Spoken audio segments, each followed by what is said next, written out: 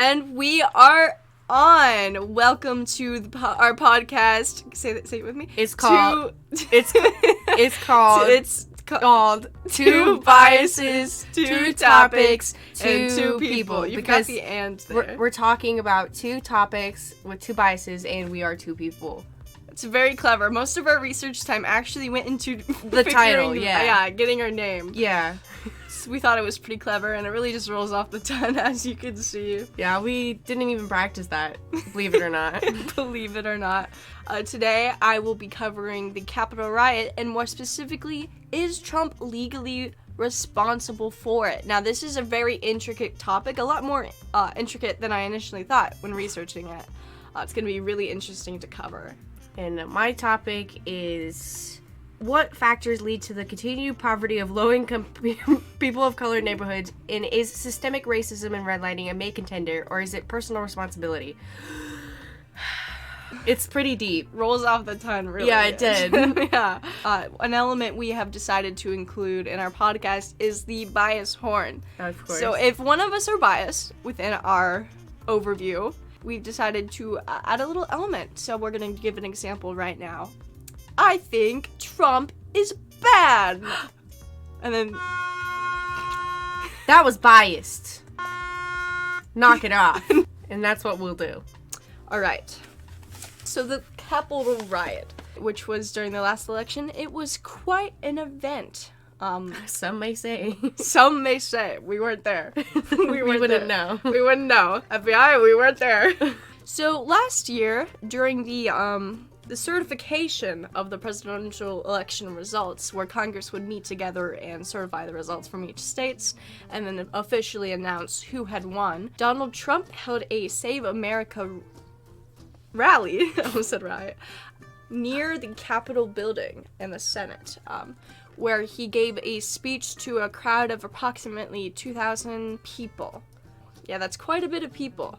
There were a few quotes that, in hindsight, after, the riot had taken place, that kind of stood out to the audience. I'll be quoting them now. This is a direct quote from Donald J. Trump during the Save America speech. "We fight like hell, and if you don't fight like hell, you're not gonna have a country anymore." And there's another quote.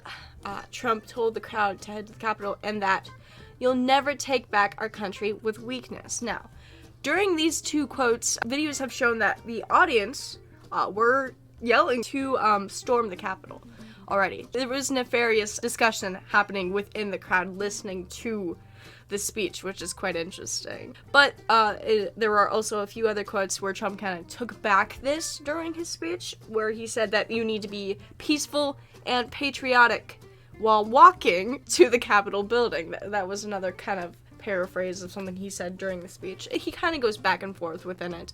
So what we're looking for legally is if he is guilty of incitement, because incitement is one of the few things from the First Amendment that isn't protected under freedom of speech, and is something that he could be found guilty for. That is the closest thing he has. During his second impeachment, that conviction was already brought upon him, which was incitement. He was not convicted by the Senate, but was impeached by the House of Representatives. But that doesn't necessarily mean he isn't going to be held legally responsible still, because as said by U.S. Attorney Michael Sherwind, the Constitution permits a former president to be indicated and tried for the same offenses for which he was impeached by the House of Representatives. So just because he wasn't held legally responsible in the court of the Congress, it does not mean he is not going to be legally held responsible in actual legal courts. In actual courts, the conviction of incitement goes under three-pronged tests.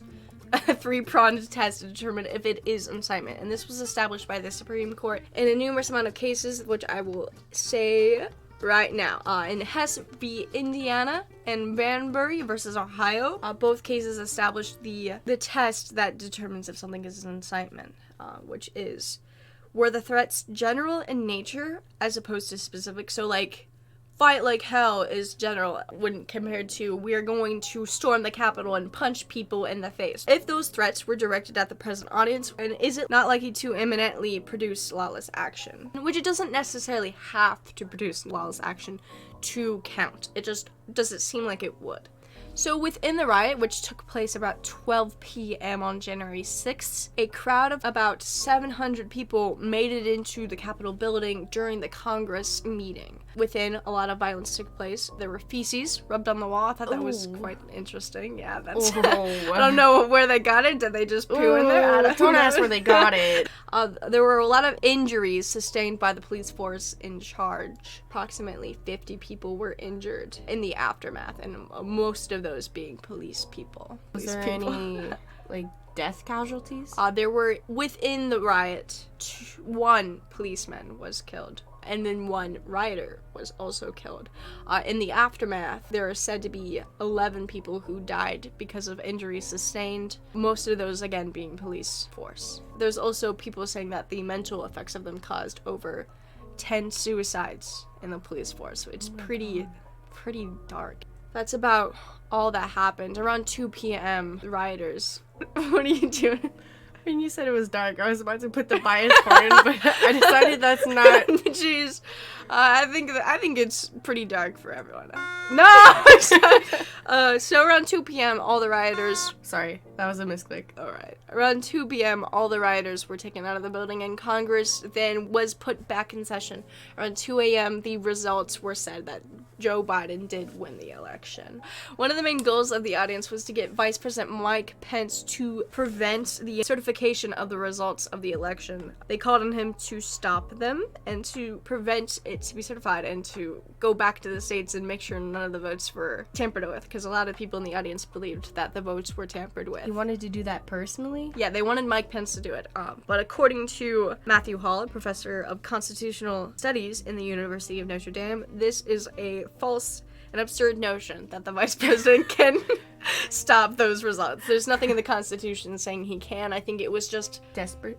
No, Biasorn. Sorry. Yeah, that's... Sorry. Buddy. That was just a rumor, or I guess some people could still believe that to be true, but it was something that was spread among the Save America rally. Depending on your political ideology, your idea of the Capitol riot will change drastically. Shoot. According to a study conducted by Suffolk University, approximately 29% of Republicans say the Capitol riot was not violent, which would kind of go against that incitement charge if it wasn't violent. It was just a peaceful protest. They don't think it was, like, violent? Yeah, they don't think it was violent. This might be biased, but didn't people die? Yes, there were 2 people who were injured within it. But it could be argued that peaceful protests could lead to death. Yes. Infamously argued. Okay, I feel like this is a little biased. Sorry. Okay, moving on. So yeah, approximately 29% of Republicans don't believe it was violent. This is compared to a 1% of Democrats saying the same. Some of the arguments Republicans have is that the audience of the riot were not Trump supporters. This was labeled officially as a conspiracy theory, but a lot of people believe it, so I'm not gonna say it is, because I'm not biased. But a lot of people believe, or a good few, and the Republican side, depending if, mostly the really right-leaning people believe that the audience of the riot were Antifa and not Trump supporters. What's Antifa? Antifa is a left-wing anti-fascist and anti-racist political movement in the United States. So it's a left-leaning organization against fascism, and people rumored them to be responsible for the riot, not people from the Save America rally. They claim that they just went home. For the more middle range to not severely right-leaning individuals, you're just particularly going to believe that though the riot did happen and it was violent, Trump is not responsible for it. There are a lot of elements within the conviction of incitement that kind of make it hard for someone to be convicted of that, and so you're less likely to believe he's going to be legally responsible for that. I will be putting a graph on screen, that will show kind of some of that opinion depending on who you think won the election, where it kind of shows where people lean on that responsibility. You can kind of see where depending on how left-leaning you are, or depending on how right-leaning you are, it gets more severe how you think Trump is responsible. Major Republican leaders believe that the riot was taken out of proportion. Specifically, Ben Shapiro, a Republican leader, I read an article where he discussed how the Democratic side was using the riot to just gain popularity and pity points, that's a paraphrase from him, believes that Democrats are taking it out of proportion to villainize Republicans and to kind of use it as their own narrative device. That was political leaders from the Republican Party's opinions. A lot of them just believed it was taken out of proportion, and it truly was not as bad as it was. And, left-leaning leaders and party members believe Trump to be responsible, as you can see by the graph that will probably still be on screen. If you think Biden won the election, you think Trump is legally responsible for this. I also have a statistic right here. Approximately 80% of extreme left-leaning individuals, and this is from the same university, Suffolk University, believe Trump should be held legally responsible for the riot. That's a major difference compared to the Republican side. So yeah, that's kind of the two sides of the coin. And it is very complicated to be held legally responsible for something because there are a lot of loopholes and things people have to jump to convict someone of it. Yes. There's also a lot of different people's actions that led to this that weren't directly controlled by him. So there are okay, here's some fun little facts. There were Congress people, there were people who were in charge of counting election results in states that lied about who had won and sent in a letter to a federal judge saying that Trump had won the election, which also kind of brought the Save America rally to where it was, because they were told by their party members to do this, and some people say it was to kind of create that confusion that led to the rally, the riot, just so many things. So these people were responsible for counting these votes, and they claimed... Yeah,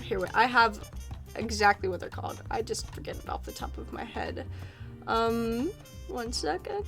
GOP elected officials lied on Donald Trump's behalf and said he had won the election in their states. So, is there a way we can tell if they lied, or... Yes. Okay. They was certified that they had lied. Oh, okay. Yeah. They have been taken to court and found guilty for this. Oh, yeah, okay. So there's no question about that. Yeah, they were, yeah. This was according to politicalnews.com. But that means these guys could be also held responsible and not just single-handedly exactly. Trump. Okay. There are a lot of individuals that kind of created this confusion around the election. Wow. It was just directly the speech Trump had at the Save America rally and a few other in states where he said the elections were false that kind of had people believing that, hey, he kind of started it. Fueled this on. And there was also a study saying that, during the election, during his speech, people online the talk about a civil war heightened by almost 2,000% during his speech on specifically the right-leaning website Parler. Oh. Yeah, so it gets really complicated because courts and this charge is really hard to get. And I'm saying that legitimately people have been tried for this, and it's just incredibly difficult to get a conviction with this. The 3 pillars that they look for are really tedious to prove, and for reasons unknown, this kind of has evolved since the first American World War I, where that conviction was easy as heck to get, let me tell you. There was a person who held out anti-war flyers and was convicted for incitement. But it changed into this new court case where this gets pretty dark, and mentions of extreme racism, I'm pretty sure. This Ku Klux Klan meeting, or rally, happened where they were holding guns and calling for violence. They were not convicted of incitement because it was not general.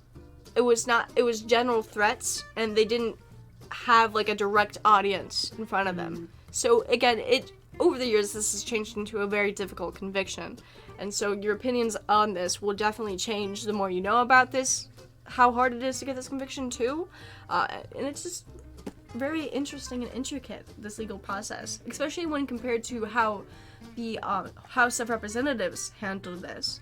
Because depending on if it is a Congress court or if it is an actual court of law, I think this conviction is even harder to get. And since he was not convicted by Senate, who knows? It's really interesting. And that's about it for my topic. You're done? Mm-hmm. All right. So that marks our first topic done. Great job, Pearl, my co-host. Mm-hmm. Now it's my turn. I have to say, yours was a lot more concrete than mine is, as mine doesn't really have a strict legal definition, but I'll try my hardest. We will be talking about what factors lead to the continued poverty of low-income POC neighborhoods, and is systemic racism a main contender, or is it personal responsibility? So this comes from the Working State of America, an independent nonprofit research that looks into the impact of economic trends and policies on working people in the United States. And it said in 2017, among racial and ethnic groups, African Americans had the highest poverty rate at 27.4 compared to the whites at 9.9%, which when looking at how many more white people are in America compared to people of color, it is a very despairing difference compared to these two. In 2019, 16% of people of color lived in high poverty neighborhoods compared to the 4% of white population. So it's not a question of if it is unequal, because there are more people of color in black communities in more impoverished neighborhoods and more poverty than white neighborhoods. So to really understand how this disparity between white and black neighborhoods came to be, you have to look back to like the 1880s, where Jim Crow laws, which is this discriminatory practices like redlining and bank refusing to give loans out to black neighborhoods and black communities, and colleges refusing to let black communities, people from black communities, into their college, was very prevalent. And a lot of times it was the mentality of separate but equal that came to be, where black kids and white kids were separated, and it was claimed that they were given the same opportunities, the same fountains, the same books, the same teachers, but it was really more unequal. What is redlining? Can you define that for me? Yeah, so redlining is basically, so you have a map of a neighborhood, and you have certain sections where black people would live in more poor neighborhoods. So banks and people who would give out loans would like, I would imagine a red line circling these neighborhoods, and people in these specific areas would be refused loans and refused opportunities because they lived in these neighborhoods. And a lot of people could say that these were just poor income neighborhoods, and that's why they didn't want to give out loans, because they were poor and they couldn't pay them back. But it just so happens that a lot of these communities were people of color and weren't given the same opportunities to have the financial stability as white neighborhoods. So they weren't given out loans, and they weren't given opportunities, they weren't given housing, which led to disparity. Mm-hmm. So it's kind of like a circular system in a way. Yeah, it feeds into it and comes back. This was addressed in the 1960 Civil Rights Act with the continued protest of these unequal opportunities. This act was enacted to prohibit discrimination on the basis of race, color, religion, sex, or national origin. Provisions of the Civil Rights Act forbade discrimination on the basis of sex as well as race in hiring, promoting, and firing. So these were a bunch of laws that was drafted in the 1960s to try and stop this unequal treatment of black neighborhoods. And the main argument we have now is if these laws were enough to counteract all of the inequality of its 1800s Jim Crow laws, and if it could still be used as an explanation of why we continue to see low poverty rates now in black communities. Left-leaning people and more Democratic voters believe that people of color are more likely to live in neighborhoods with concentrated poverty due to the long history of racial segregation in the United States due to these Jim Crow laws. And a lot more like radical left people will believe that these institutions have internalized racism, as they were created in a time that believed in the superiority of white race and slavery. When the Constitution was made, slavery was still a main part on the construction and the continued prosperity of the United States economy. And they believe that these institutions, based on this Constitution and this groundwork, cannot be equal unless it can be reconstructed on more equal grounds. But if you're more like central left, more like neutral, you believe that these inequality, which has come through the racial segregation of Jim Crow, can be fixed with policy and addressing that these incomes may have personal responsibility, but it is unfair to say that these communities should have to pick themselves up and work 10 times as harder to get the same opportunities as their white counterparts. And there should be policies or things like the Equal Opportunity Act, which gives more leeway to Black communities in poor neighborhoods to get the same educational opportunities in college, and have a quota of minorities that should be let into these educational practices, and a certain amount that should be given loans or given housing in these rich neighborhoods, and try to integrate more minorities in rich upcoming neighborhoods. Here is a quote from the Washington Post from the article, "Redlining was banned 50 years ago. It's still hurting minorities today." It says, "Racial discrimination in mortgage lending in the 1930s shaped the demographic and wealth patterns of American communities today. A new study shows with 3 out of 4 neighborhoods redlining on government maps 80 years ago continue to struggle economically." So, I will like to say that the Washington Post is a left-leaning source. yeah. Clarify that. So, I looked into what this study shows, and it was a study from the same source that I talked about earlier, which was the Working State of America, which is the independent research, and it claimed that 3 out of 4 of the neighborhoods that were affected by redlining are still struggling economically. And they claim that this is proof that this redlining was not solved and that it continues to hurt minorities today. Now we're going to talk about some more right-leaning sources and the biases prevalent in right-leaning sources. And a lot of the right's argument is an argument against the left's ideas. It's more of an attack on these policies and the affirmative action given to minorities, and it believes in personal responsibilities of these minorities, and that explaining away this poverty with redlining and the past is being used as an excuse and a scapegoat for these working people of color to be given opportunities that they don't deserve. The right-leaning source we're going to talk about is Ben Shapiro, which you've talked about Ben earlier. Mr. Shapiro. And we're going to talk about his video called Ben Shapiro Debunks Viral Systemic Racism Explained video. Just like you say, he has great eyebrows in that video. Okay, I watched it too. You can't. He has really good eyebrows. I feel like that's biased. That's not biased. I just like his eyebrows. No. Yeah. No, not the horn. Stop it. No. In this video, he watches a viral video. It went viral on Twitter for an explanation about how systemic racism still has its effects today. And he watches this video and tries to disprove several of the points the video tries to make about how income goes from parent to grandparent to kid and how it has a flow. He made several points against what the video was saying, and we'll just talk about a few of them before we get to the real meat of the subject. When discussing about the topic of education and how when getting an education in the Jim Crow era, Black communities were not given the same college opportunities as white communities, he believes that this problem was solved with the Civil Rights Acts, and he could find that the reason that these impoverished neighborhoods probably stayed like this is due to democratic policies confining poor people to the district in your school, that it limits the opportunities and freedoms of students when they have to go to the school in their district, that they don't have the opportunity to move away to richer schools because he claims that schools in poor neighborhoods will reflect the neighborhood by having poor books, poor teachers. It won't have the same educational prosperity as a rich school was. And having kids forced to go to the district they live in will lead to them being trapped in a bad educational environment. So that is an alternate explanation of why education is seeing a disparity between the different races besides systemic racism. He continues his argument by arguing about systemic racism, and he says, "The definition of systemic racism is fluid and changes from argument to argument. The over-reliance on systemic racism as the issue ignores the personal choices these impoverished people are making and make the personal responsibility void." So he once again sees it as a scapegoat that these impoverished communities are using instead of picking themselves up and working. Working 9 to 5. That's biased. Okay, and he continues by saying, "Redlining became illegal in the United States as early as the 1968.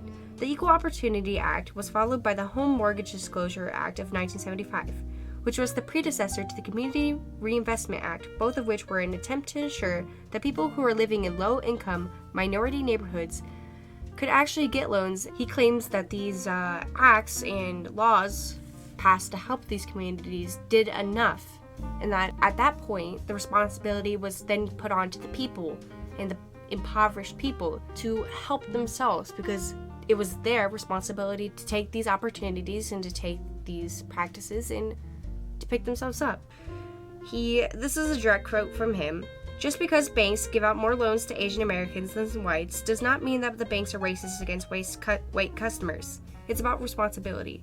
When arguing against the lack of opportunity in banks and to get loans, it is now solely the responsibilities of these impoverished neighborhoods to influence these banks to give them loans and to paint themselves in a better light by paying off these loans. He then continues by arguing about education.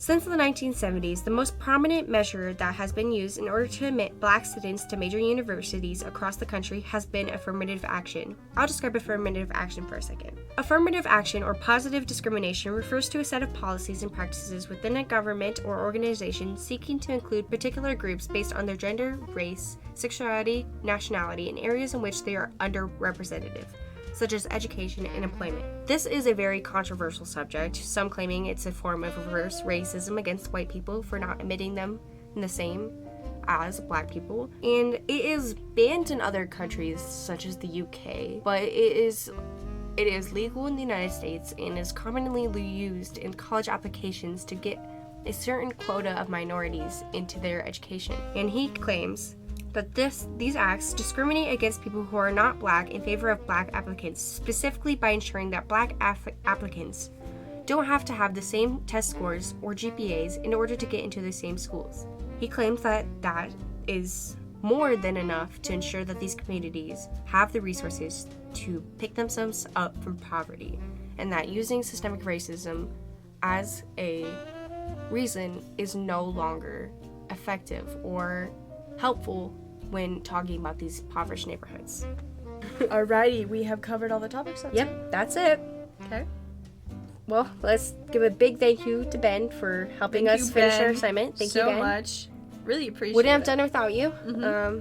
So this has been Two Biases, Two Topics, and Two People. It really just rolls off the tongue, doesn't it? Really good. Hosted by Olivia Snyder and... We're really saying our full names. Yes. It's on the internet. Okay, Pearl Snyder. And thank you for listening.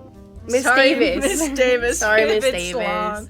It's probably gonna be long. Oh my goodness. Yeah, let's hope she did something while listening to this. You know, you could go for a walk, go pet your cats, Could cook something. cook something. Yeah, that's a good idea. Okay, I didn't threaten we're anybody making yet. this longer for her. We should end it now. Bye-bye.